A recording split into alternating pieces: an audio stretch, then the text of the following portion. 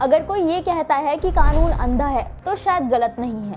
न्याय व्यवस्था भी जातीय भेदभाव से इस तरह से भर चुकी है कि अगर मामला दलितों से जुड़ा हो तो सालों न्याय में लग जाते हैं और सवर्णों से जुड़ा हो तो कुछ मिनटों में फैसले आ जाते हैं। फिर भला न्यायपालिका कैसे सबके लिए बराबर हुई? नमस्कार, मेरा नाम है मोहिनी और आप देख रहे हैं भीमसेना। पिछले 24 घंटे में दलितों के साथ होने वाली घटनाओं के बारे में जानेंगे जो इस वक्त सोशल मीडिया पर काफी सुर्खियों में है। दलितों से जुड़ा पहला मामला राजस्थान से है, जहां दलित समाज से आने वाले प्रतिपक्ष नेता टीकाराम जूली ने बीजेपी सरकार पर बेहद संगीन आरोप लगाए हैं। जूली ने विधानसभा सत्र के दौरान दलित नेताओं को अपनी बात न रखने देने का आरोप लगाते हुए कहा कि बीजेपी को यह हजम नहीं हो रहा है कि उनके प्रतिपक्ष के कोई दलित नेता विधानसभा में है।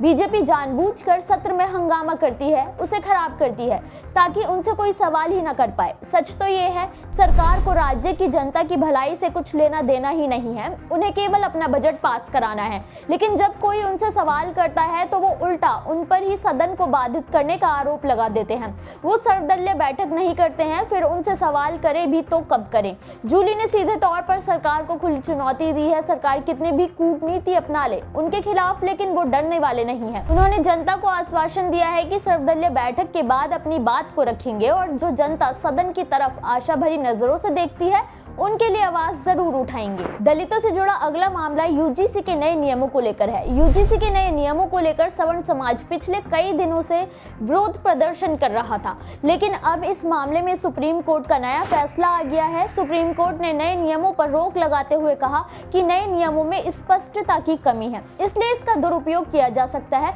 मुख्य न्यायाधीश जस्टिस सूर्यकांत ने नए नियमों पर फिलहाल के लिए रोक लगाते हुए भारत के सॉलिसिटर जनरल तुषार मेहता को कहा है कि इस मामले में अदालत को एक विशेषज्ञों की टीम बनाकर दें ताकि वो इस मुद्दे में सही से जांच कर सके। वहीं अदालत ने यूजीसी से भी कहा कि जब इस नए नियमों के खिलाफ इतनी याचिका आई हैं तो यूजीसी को भी जवाब देना चाहिए। वहीं सुप्रीम कोर्ट के फैसले के बाद अब दलित वर्ग सड़कों पर उतर आया है।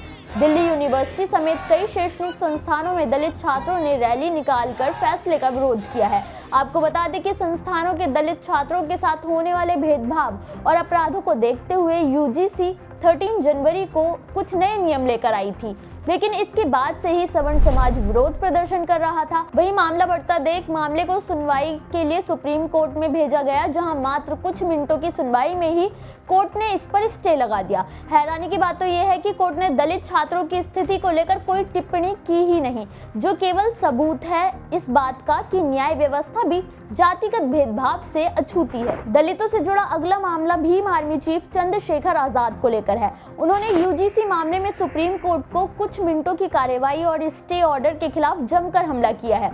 आजाद ने कहा है कि सालों से SC/ST मामले सुप्रीम कोर्ट में लंबित पड़े हैं, जिनके फैसले नहीं आए हैं। वहीं जब भी फैसला आता है, अगर मामला SC/ST का है तो ज्यादातर नेगेटिव ही आते हैं, जबकि यूजीसी के मामले में एक ही दिन में सुनवाई करके फैसला भी आ जाता है। ये फैसला न्यायिक व्यवस्था की कमजोरी को उजागर करता है। वहीं जब भी किसी नियम के खिलाफ सुप्रीम कोर्ट सुनवाई करती है तो सरकार उसका बचाव करती है, लेकिन इस मुद्दे पर सरकार से कोई जवाबदेही नहीं आई। ऐसा लगता है कि यूजीसी के नए नियम केवल दलितों और पिछड़ों को ठगने के लिए लाए गए थे और सवर्णों ने इसके खिलाफ खड़े होकर सरकार की मंशा पर पानी फेर दिया है। आजाद ने कहा है कि वो कोर्ट के फैसले के खिलाफ आंदोलन की नई राजनीति तैयार करेंगे, लेकिन इस स्टे को वापस करवा कर ही रहेंगे। एक अधिवक्ता के तौर पर आजाद ने कहा कि ऐसा कौन सा नियम है जिसका दुरुपयोग नहीं होता, लेकिन यूजीसी ने तो केवल गाइडलाइन दी थी, फिर किस आधार पर दुरुपयोग जैसी बात कहकर स्टे लगा दिया गया है। इससे तो दलित और पिछड़े छात्रों के साथ अन्याय करने का सर्टिफिकेट मिल गया है, जो दलित छात्रों के खिलाफ ही उपयोग होगा। दलितों से जुड़ा अगला मामला राजस्थान के भरतपुर से है, जहां तंत्र साधना के नाम पर बाप बेटे ने मिलकर एक 85 साल की दलित महिला के घर में घुसकर सामूहिक दुष्कर्म किया और बाइक से फरार हो गए। हैरानी की बात तो ये है कि उस दौरान घर के बाहर कई लोग थे, लेकिन किसी को भी इसकी भनक तक नहीं लगी। वहीं घटना के कारण पीड़िता की स्थिति काफी खराब हो गई है, तो उसे बदनामी के डर से परिवार वाले दूर के जिला अस्पताल ले गए, जहां पीड़िता की हालत स्थिर होने पर शाम के समय खेड़ली मोड़ थाना पुलिस को जानकारी दी गई। एएसपी मुख्यालय धर्मेंद्र यादव ने बताया कि इस मामले में तंत्र साधना का एंगल सामने आया है। वहीं आरोपी पिता पुत्र हैं जो कि अलवर के रहने वाले हैं। हालांकि जब दोनों फरार हुए तो हेलमेट पहन रखा था, लेकिन सीसीटीवी और दोनों के हुलिये के आधार पर दोनों को गिरफ्तार कर लिया गया है। वहीं इस मामले में अभी एक तांत्रिक की तलाश जारी है। पुलिस दोनों आरोपियों से भी पूछताछ कर रही है।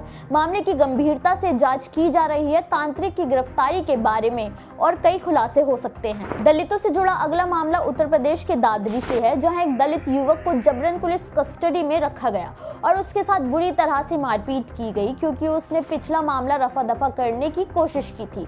ये घटना दादरी कोतवाली क्षेत्र की है। पुलिस वालों की इस हरकत से नाराज ग्रामीणों ने थाने के बाहर धावा बोल दिया और मामले में आरोपी पुलिस वालों के खिलाफ कार्रवाई करने की मांग की है। जानकारी के मुताबिक दो सगे भाइयों में किसी बात को लेकर मारपीट हुई थी, जिसे लेकर पुलिस ने दोनों को गिरफ्तार कर लिया था। लेकिन कुछ देर बाद दलित संगठन से जुड़े कार्यकर्ता कुछ महिलाओं के साथ वहां पहुंचे और उन्होंने इस मामले में पारिवारिक मामला बताकर केस को रफा दफा करने की बात कही थी। लेकिन पुलिस इस बात से भड़क गई कि उन्होंने दलित कार्यकर्ता और महिलाओं को गालियां दी और कार्यकर्ता को जबरन थाने में रखा। इतना ही नहीं, उसके साथ मारपीट भी की गई, जिसे लेकर ग्रामीणों ने हंगामा शुरू कर दिया। वहीं एसीपी दादरी प्रशाली गंगवार का कहना है कि दोनों भाइयों के बीच पहले भी झगड़े हुए हैं और मामला रफा दफा हो जाता है। पुलिस विभाग यह जांच कर रही है, लेकिन इस मामले में पुलिस ने किसी को भी हिरासत में नहीं लिया है और ना ही किसी के साथ कोई मारपीट की गई है।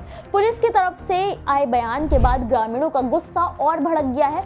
ऐसे में देखना ये होगा कि जांच के बाद कौन सा सच सामने आता है। वैसे राज्य में पुलिस वालों की दलितों और पिछड़ों पर होने वाली दादागिरी की खबर कोई नई नहीं है, इसलिए हम अंदाजा लगा सकते हैं कि वाकई में पुलिस की भूमिका क्या रही होगी। वैसे इस पर आपकी क्या राय है? दलितों से जुड़े इन खबरों पर अपनी राय हमें कमेंट करके जरूर बताएं।